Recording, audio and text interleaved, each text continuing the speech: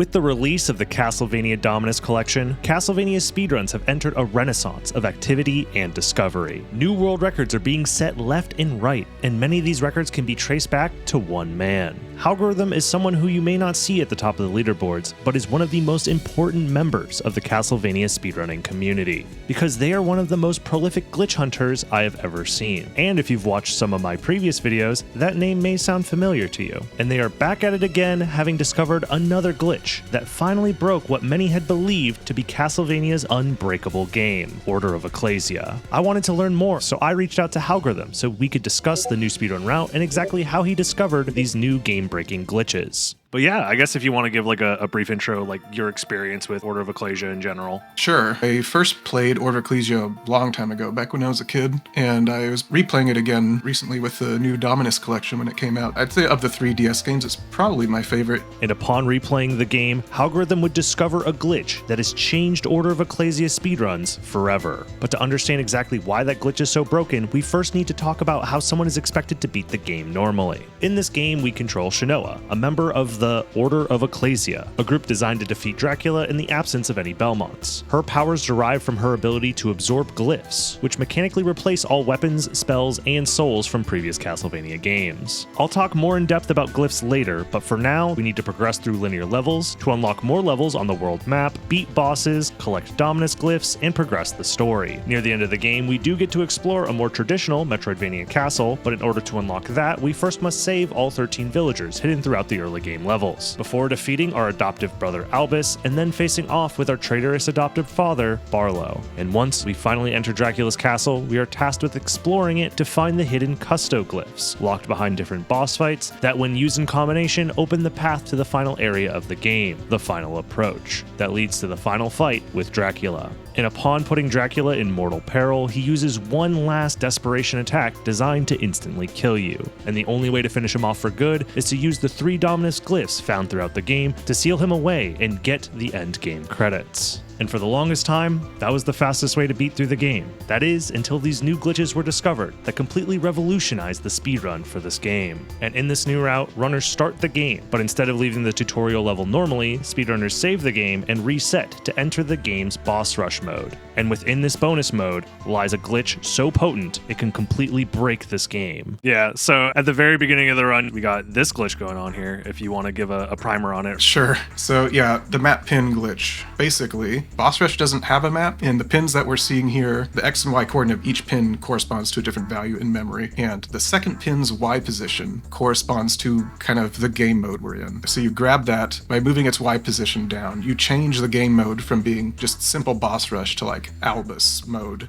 Boss Rush hybrid. So this is the Albus mode version of Arthur Verto we fight, which causes the doors to open instantly, and there's no boss teleporter you normally see in Boss Rush. So the reason we touch that second pin is just to get the doors to open, so that we've essentially teleported to the end of the monastery instead of having to go up all the way through it to get up to Arthur Verta. And we're level 50 because Boss Rush sets you to level 50, so the fight's very fast. Yeah, and then by saving the game and then resetting here, you get access to like normal Shinoa mode again. Yeah, and that's kind of going to be a common theme throughout this run, is switching to Boss Rush to do some things to like teleport around, and then switching back to Shinoa mode to kind of access certain triggers and do certain story events that are, for whatever reason, they just cannot happen in Boss Rush mode. And the map pin glitch isn't the only broken thing Algorithm discovered when revisiting this game. Right here, picking up that magical ticket. Yeah, pretty much this whole speedrun route kind of relies around this new magical ticket glitch. I'm kind of not sure how it went so long undiscovered. I found it just messing around. I was like trying to learn speedrun routing stuff for the glitchless route, and was just wondering if there was any way that we could get out of Monastery sooner, because you can get a magical ticket here, but for whatever reason it just blocks you from using it until you've actually been to the village once. And I was just kind of mashing around in the item menu, hoping that maybe it would somehow be usable, and then it suddenly was, and I was very confused. So just by like mashing buttons, essentially you accidentally discovered that. I was just like, man, it would be great if I could use this magical ticket here. Too bad I can't. Wait, why can't I? You later realized, okay, this is like, it's like a frame perfect trick, but it can be done. Yeah, it didn't take but a couple minutes to be like, oh, it's just you move the cursor over an item that you can use, press OK on that, 1 frame later move towards something you can't use, and you get a use prompt for it. Yeah, and that's super useful because, as you said, we can't leave this area and go to the village unless we use that magical ticket glitch. Right. So we've just skipped all of the exiting down out of Monastery, which, by the way, we did backwards. We had to go down just to get Magnes that we're going to use later, but once we have that, we can just magical ticket glitch out of there and head on out. Before heading out, however, I think now is a good time to go in depth on this game's glyph system and how it varies from previous games' inventory systems. Shinoa cannot equip any weapons or souls like previous titles. Instead, all of her attacks and abilities are part of the glyph system. Glyphs come in two forms, hand glyphs and back glyphs. Hand glyphs are this game's replacement for pretty much all types of basic attacks you might see in other Castlevania games, as well as sub-weapons, spells, and red souls. From axes to swords to fireballs and throwing knives, hand glyphs are the primary way Shinoa does damage to enemies. And back glyphs replace the blue and yellow souls from Dawn of Sorrow. Things like familiar summons, transformations, and stat boosts are all possible back glyphs Shinoa can acquire to upgrade her damage and abilities. Probably the most important difference between glyphs and standard weapons from previous games is that glyphs all require magic points to use them, meaning if you overuse any of your glyphs, you'll have to wait for your magic to refill before being able to use them again. And lastly, Shinoa can spend her hearts to perform a more powerful attack called a Glyph Union. The stats and attributes of these attacks are based off the combination of hand glyphs you have equipped at the time. These tend to be the most powerful attacks in the game and will be very important for clearing powerful enemies and bosses throughout the run.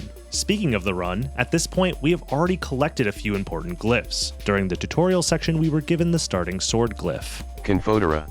We also went through the monastery to collect the Magnes glyph, which attracts Shinoa to these magnetic discs which are spread throughout the game. But it also has the added benefit of being very useful for canceling the end lag of Shinoa's backdash, which lets speedrunners chain backdashes over and over again to be much faster than normal. We also pick up this hammer glyph, which does strike type damage, as opposed to the sword's slash damage. In this game, enemy weaknesses and resistances are very pronounced, meaning some enemies will take very little damage from one attack type while getting absolutely destroyed by a different one. So having a collection of different weapon types can be very important for quickly defeating enemies and bosses. One thing that also helps speed things up is the fact that we are level 50 from the boss rush pin glitch from earlier. Each of these backdashes you can see is draining a tiny bit of MP, but because we're level 50, we just have so much. I mean, that speeds up movement like a ton, just being at such a high level. And like, you also don't have to worry about dying from damage boosting over and over again, because that's another thing that's pretty important for movement tech, intentionally damage boosting off of enemies. So that's most of the basics of the game explained. And I know nothing looks too broken yet outside of starting at level 50, but for now, we have to get through these linear early game sections. But later on, there is an upcoming glitch that'll help us skip massive sections of upcoming levels to progress towards the end game much faster than normal. But before we get there, we do get to see yet another boss get obliterated in just a few seconds, thanks to the power of the double hammer glyph union.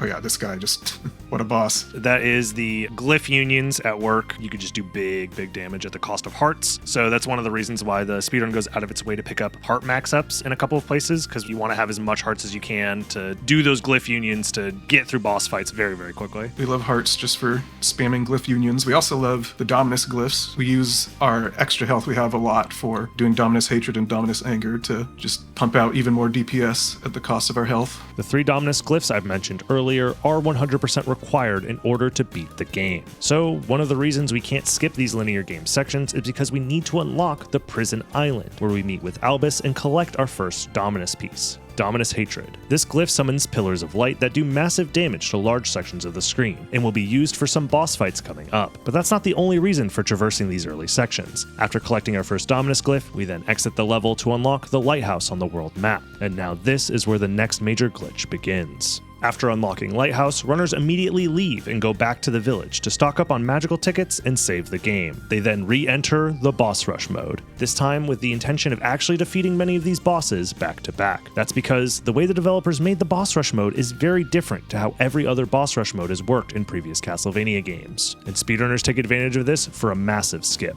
One thing, if you'll notice, if you look at the map in the upper right, you'll see we're actually in Monastery. Unlike other boss rushes and other Castlevania games, in Ecclesia, you're actually teleporting around the world map with these teleporters. These aren't just like a separate boss arena area that you just go through, but we are actually teleporting around the world map every time we use one of these. And during the boss rush, runners deal with each boss as quickly as they can, using the warps that appear in the boss arena to get to the next boss in the sequence. Runners showcase the power of Dominus Hatred versus Arthro Verta before facing off with the most annoying boss in the run. Not because he's particularly difficult, but because, well, he's just so boring. This boss can only be beaten so fast, so we have to slowly wait for him to turn red each phase so he can break through the ceiling before we can ride the elevator all the way down. Next up is Maneater. By standing in this specific spot and using Dominus Hatred, the Pillars of Light are able to hit both the boss and his extended limbs, killing him incredibly quickly.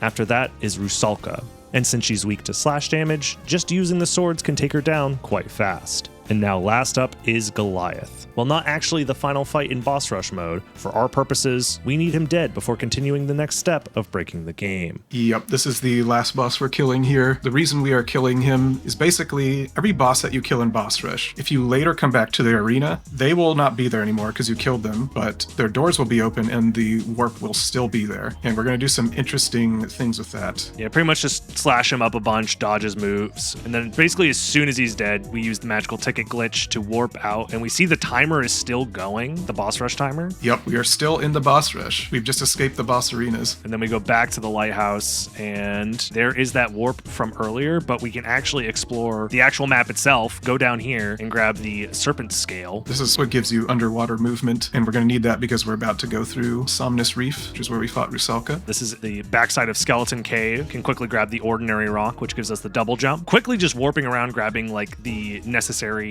items and upgrades, but not having to do the full extent of those levels. The reason why we're going through the reef this way is to unlock the next area where the Goliath was, because we wouldn't be able to access that map otherwise. It's literally just so that it is selectable on the world map. That is the only reason that we exit out of the right side of Somnus Reef. Now with Giant's Dwelling unlocked on the world map, we then go back to the lighthouse to warp through these boss rooms to get back to where we just defeated Goliath. Here the boss doors are open and we walk to the left and save the game. Upon reloading the game, we are no longer in boss rush mode and we can leave the level normally. Because we skipped some story beats having warped around the game using the boss rush mode, we have to go back to the village to start a cutscene and then come back to Giant's Dwelling to finally get the next Dominus piece, Dominus Anger. This glyph summons the fireballs from Dracula's famous Hellfire attack. And now we are finally free to move on and progress somewhat normally again. The next level, Tritus Pass, is yet another linear level where we want to move through quickly. Along the way, we do find two new glyphs to add to the arsenal, one of which is Volgrando, an ice glyph that is required to collect in order to unfreeze the waterfall and progress. This glyph combined in union with another attacking glyph has the potential to do massive damage and will be very important for boss fights later on.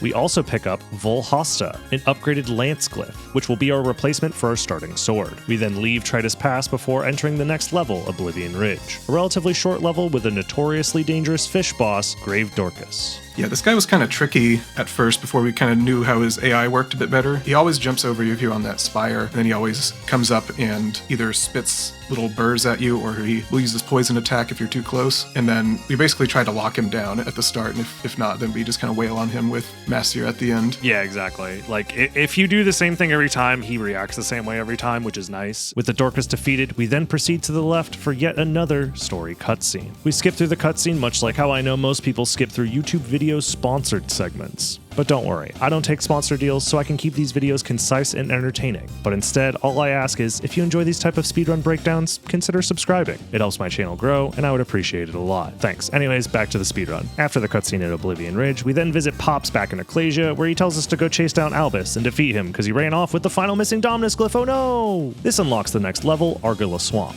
This is yet again another linear hallway with some enemies slowing us down. I think you guys get the picture. But after that, we get to the Mystery Manor, and we yet again get to get a little wacky with a new speedrunning glitch. And now we're here in Mystery Manor, where I still don't really quite understand exactly this sequence and why it works. I just know that it works. But we're going to be visiting Albus, and if you've ever played the game casually, you'd be like, wait a minute, I feel like you're missing something. Aren't you supposed to save all the villagers and then fight Albus and then unlock Dracula's castle? Yeah, we have saved 2 villagers so far, so we are on track for the bad ending. Yeah, and this speedrun does aim to kill Dracula and get the good ending, but part of that also, funny enough, requires that we get the bad ending as well. Yeah, I'll be honest, I don't really understand why this works either.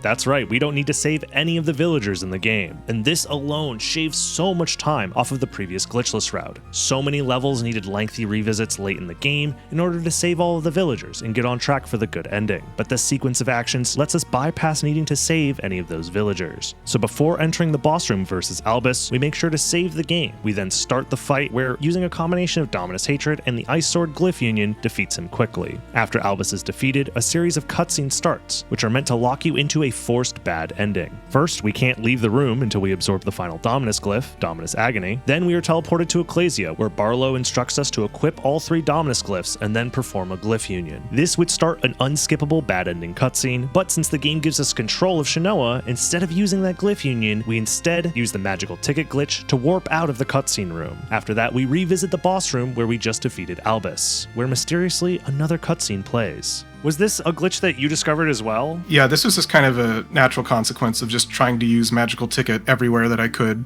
everywhere that I noticed I was locked out, and just walking around afterward. Because as soon as I realized you could magical ticket out of the bad ending room, it's like, okay, so what's Albus doing now if I go back there? Then we return to Ecclesia and enter the bad ending room. This time we do actually perform the glyph union and the bad ending cutscene starts. But because of the extra cutscene we saw in Albus's boss room before starting the bad ending, the game sets a flag internally to get us on track for the good ending. However, it would require us to have to fight Albus yet again, but thankfully for us, the bad ending cutscene ends by saving our in-game progress. That means the good ending path flag is saved, so once we continue the game, it puts us back at our last manual save location, right next to the Albus fight. But this time around, the game thinks we're actually on the good ending path. So basically, we got the good ending flag set by revisiting Albus, and then when the game saved, that flag is still set. So now by killing him a second time, the game thinks we're actually on the good ending route. So yeah, the first time we fight Albus, we pretty much like dump all of our hearts into him because we just need to kill him as quick as possible. But now it's like a double boss fight. We're going to be warped into the Barlow boss fight, and here we actually get to use Dominus Agony, which is it's so powerful. You take damage constantly while you have it active, but it increases your damage output by like 10x or something crazy like that. Yeah, I think it adds 66 to all of your stats. Yeah, it's just a huge damage boost that multiplies on already crazy damage from being at level 50 and having access to glyph unions. So now with all 3 Dominus glyphs acquired and Barlow defeated, we get access to Dracula's castle, and there isn't much stopping us from the end of the game in the final fight with Dracula himself. However, upon entering the castle, we do need to get a little bit lucky before we can truly end the game. Now we're here in Dracula's castle, and we do need to get a little bit lucky here. You got it first try. Oh my god. Yeah. Arma Felix is one of a few transformation type glyphs where it completely changes Shinoa into like a different type of character, almost like a different moveset, different movement options, stuff like that. This drop from the Black Panther enemy is the final piece of the puzzle that we need to finish this speedrun quickly, because normally you are supposed to go find the 3 Kustos glyphs for Cerberus and use them in the Cerberus statue room to open the ceiling and get access to the area above the final approach, but we are going to skip that through some very non-conventional means. Our goal is to get to the final approach and up to the Dracula boss fight, and as Halgorithim just said, that area is blocked by the Cerberus statue, and even after that, the boss arena is up here, requiring the flight ability that normally is found here in the final approach. So instead of taking the intended route around the castle to kill bosses and collect the Custo glyphs, what if we just changed the game itself to essentially allow us into the final area by force? But in order to set that up, we first need to get past the Wall Master, a gimmick boss that requires that we absorb his glyph as he enters the wall, and then we proceed to the central warp room, and then we leave for the village again and save the game. And now we are fully set up to perform one of the most broken glitches I've ever seen in a speedrun. But after this is where the run gets even crazier. Yeah, this is where it really kind of explodes. We're going to be putting on the Arma Felix glyph right now, and now we're going back to the boss rush one last time. And this whole section, oh god, how do we even begin to describe what's going on? So, if you remember earlier when I was talking about the boss rush map markers and how they were linked to a place in memory that is not map data, but something else, the 3rd map marker here, which you can get to appear by switching to a different map, grabbing map marker 3, exiting out, and re-entering the map, the Y position of this 3rd map marker basically makes the game think you are a different character than you are. You're not Shinoa anymore, you're some character that doesn't exist, and that character has glitchy physics, which we are going to abuse to go very fast. Yeah, these glitched physics are pretty wild to control. You're kind of just like bouncing around in weird ways, like the way that you hit terrain can interact with how you move around and stuff. But we really quickly take a detour into this room, specifically to grab the Natesco glyph. It's the most powerful glyph in the game, so we gotta grab it. And then this giant giant little zip thing here. Yeah, this is one of the most absurd zips I've seen in a Castlevania game. What is happening here? Yeah, if you just like dive kick into this one spot, it just zips you up like 2 rooms, which is really convenient because this brings us to the final approach. But normally the little statues on the right over here are blocking your path forward unless you press the switch on the other side. But because we have these glitched physics, you can just zip through with like a specific double jump dive kick setup. And now we're like a couple of rooms away from Dracula and the final fight. Also, we do pick up the Judgment Ring. That's just another item that increases the damage of specifically Glyph unions. So, and then yeah, if you just like set up in the right spot here and walk to the left, you just like walk on invisible stairs. I don't know what's happening there. Yeah. Yeah. And then at the very end here, this is what we needed Arma Felix for, which is basically to untransform from this glitched physics version of Shinoa and then transform back into regular Shinoa. So we can hit the save right here, because otherwise we can't go fight Dracula. You can't actually like defeat him and get the end game credits because we're still technically in the boss rush. The Dracula that's in there is boss rush Dracula, who just kind of kneels after you kill him and a teleporter appears. After saving the game and restarting to exit the glitched boss rush, it's finally time to face off against Dracula himself. Dracula has a staggering 9,999 health points, and even with all the heart max-ups we've collected throughout the run, we can't just kill him by spamming Glyph unions. We start the fight by using the union of Netesco and Volhasta, while being buffed from our Judgment Ring and Dominus Agony. These attacks do a ton of damage, but still isn't enough to finish him off. We then have to carefully dodge any incoming attacks while using just the Netesco beam on its own, making sure to refill our health before Dominus Agony kills us. This is just dump as much damage into Dracula as quickly as you can, dodge his attacks. Yeah, and if you had a heart repair, this is where you would use it, just to not have to do this hopping with the laser beam, but just use another laser sword. But yeah, that's pretty much the whole run. I think it's crazy that these glitches took so long for them to get discovered, but all it really was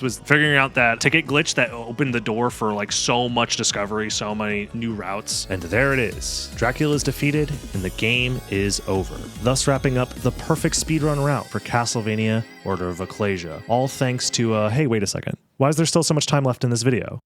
Oh, this isn't even necessarily considered the optimal route. Yeah, there is a different route, which is completely different, and I would say even harder than this. Basically, that hyperspeed movement that we saw there at the end, the whole idea of that route is just try to get hyperspeed as soon as possible and use it to blow through as many areas as possible. So yeah, this whole video so far really only covers the first route that worked after discovering these glitches. And as of right now, the best time achieved using that route was a 25:47, but that isn't the fastest time ever completed. There exists a completely different route that Algorithm also helped develop that aims to make available the hyperspeed glitch as early as possible, vastly speeding up the linear sections of the early game. The only downsides are, getting the hyperspeed glitch early does take some time to set up, as well as you have to control a character that moves around like this for most of the game. So this hyperspeed route starts off pretty much the same as the previous one. We perform the map pin glitch to acquire boss rush stats, and leave the monastery after grabbing Magnes. We then proceed through the first couple of levels, enter Lighthouse, and enter the boss rush, just like before. But first, a quick side note. While in the process of making this video, Algorithm just couldn't stop himself from discovering even more ways to break this game. So as I mentioned earlier, Dracula, aka the crab boss, is a slow, boring auto-scroller. And recently, a new any % task was finally finished and released by Genhu Heist and Heligils.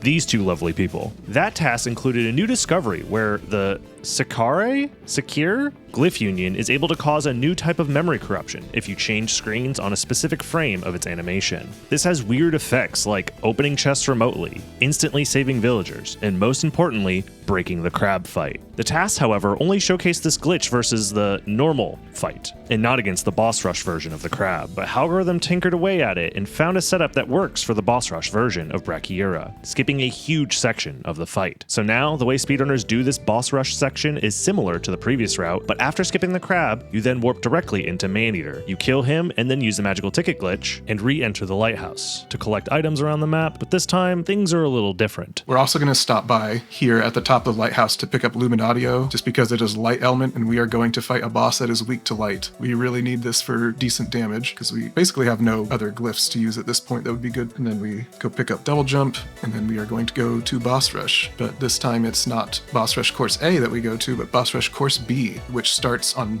Blackmore, which is in Dracula's castle. Use the pin glitch to escape from Blackmore and go up and farm a cat and try to get Arma Felix. And this fight is really hard. Oh yeah. We don't really have great access to damage right now. We have some Glyph unions, but he has, I think, like 4,000 health. Yeah, so it's just a matter of trying to like double spam these Luminatios while constantly dodging everything. This is a really technical and difficult boss fight. After a grueling fight versus Blackmore, because of the pin glitch, the doors open and grant us access to Dracula's castle, much earlier than the other route. However, since we still need the Dominus glyphs to defeat Dracula, that means there's no way to get to the endgame from here. But we do have access to the Black Panther, so we can farm that and get the Arma Felix glyph. And by acquiring this glyph early, we can use the hyperspeed glitch in pretty much every level from here, getting to the end of each level and acquiring the remaining Dominus glyphs, saving a ton of time on the early game linear sections. However, because the hyperspeed glitch is so unwieldy, specific considerations are made in the route as to how to even proceed through certain parts of these levels. Yeah, there's different pin positions that are good for different things. The upper leftmost corner is just kind of good for like a speed boost that's not super jumpy and bouncy and weird. And then now you just get to play like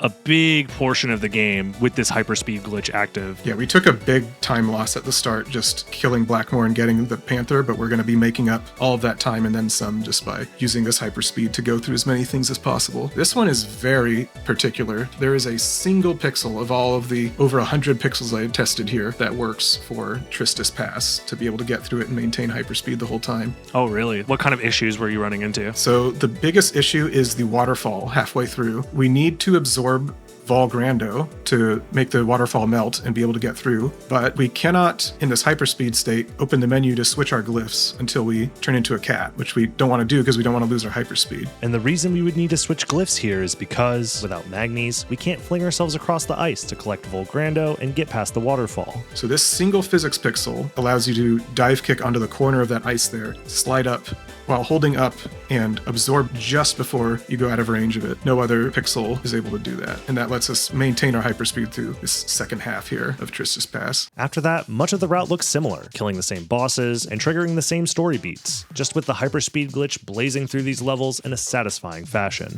That is, until we finally make it to Mystery Manor, to face off yet again with Albus. Here it's same fight as before with Albus, but instead of doing all the shenanigans to get the bad ending and then access to Dracula's castle, this run already has access to Dracula's castle, having done the boss rush glitch. Yeah, we literally only fought Albus just for his Dominus piece. We don't really care about any of this other story stuff. This time, after defeating Albus, we can collect the Dominus piece like before, but instead of using the magical ticket glitch to warp out and do the bad ending glitch, we already have another way into Dracula's castle, through boss rush course B. This time around, that same fight against Blackmore has to happen while hyperspeed is active the whole time. This makes the boss fight much more dangerous from before, as the only way to consistently move is with backdashes and slides, or else you risk flying into the boss's dangerous attacks. And while this hyperspeed mode is active, you can't open the menu to heal, so health becomes a very valuable resource throughout this boss fight and the section after. After Blackmore is defeated, we then have to maneuver from the boss arena all the way back to that same room as before, in the previous route where we warped past the Cerberus switch, blocking access to the final approach. And this is a non-stop section of difficult hyperspeed movement with awkward terrain interactions that you have to be prepared for, else you risk dying here, right before the end of the run. And now the final section begins. We're having to use our hyperspeed while trying to preserve our health here until we get to the next save room. That's really difficult. There's like specific spots that you want to try to stand and then do a directional input to try to zip upward that we had to find to make this entire section feasible and not just impossible. Like we are clipping through ceilings and stuff. The physics are completely busted. I really have no idea why this particular behavior happens, but this is what happens when you mess around with the game's memory. Pretty much. Break it just enough in a good way. Yeah, this is a lot of trial and error, just trying to come up with this route that actually works. And just like the previous route, if you can make it here unscathed, you can walk up these invisible stairs, enter the fight with Dracula, and use your powerful glyph unions to finish him off once and for all. It's like the one part of this route that's easier is the Dracula fight. I think this route has slightly more hearts, because there's the extra heart in the reef. Having 10 extra hearts makes a pretty big difference overall. It does, because each lightsaber swing you do on Dracula is 1,100 damage.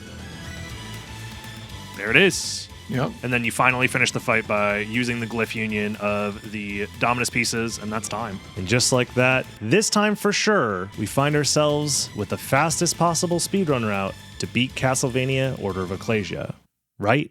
Oh, come on! Yeah, so it turns out, while in the process of making this video, even more crazy memory corruptions have been found using the map pin glitch. Weird effects like warping to completely new maps, doubling the game speed, or having Shinoa swim in air have already been found. This shows that there are potentially even more broken routes out there that could potentially be found given enough time and effort. If some way was found to corrupt the game to allow for faster acquisition of the Dominus relics, for example, that could lead to routes beating the game in well under 20 minutes. Perhaps if there was a way to somehow trick the game into killing Dracula and rolling the endgame credits without the Dominus glyphs, or heck, even warping to the endgame credits altogether, we could see this world record time get shattered. But thankfully for me, as of now, this is where the speedrun of Order of Ecclesia stands. What was once nearly a glitchless speedrun that took about an hour to complete has been cut in half thanks to the diligent work of some of the most unsung heroes in the speedrunning community, the glitch finders and the route optimizers. Seeing this run in its previous state where it was just fully glitchless, you just went through the story beats one after another, and then within a span of like a month,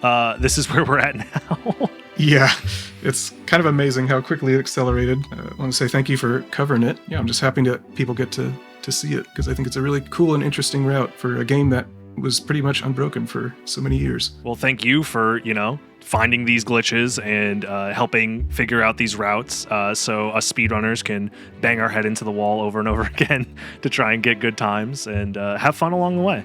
Hey, thanks for watching. Please don't forget to subscribe and like the video, as it really does help me out a lot. And I want to say thank you so much to Halgorhythm for sitting down with me and explaining a lot of the nuances of these new glitches. Stay tuned as we may be working together again on a future video discussing other games that have been seeing massive changes in their speedrun routes. And lastly, I also want to thank my Patreon supporters that help make these videos possible. You can join the Patreon and support me directly for as little as $1 a month and get access to my Patreon-only section of my Discord server, as well as all my videos early and ad-free. And I'd like to give a special thanks to all my high-tier patrons, such as Paralysis LP, Alex Doe, Nanoseed Production Company, Microb, Barnabas de Grey, Minus X, Soma Jean, TJ Foster, Atomic Dracula, Suchioto, Kenneth, Joachim Palm, and WJB.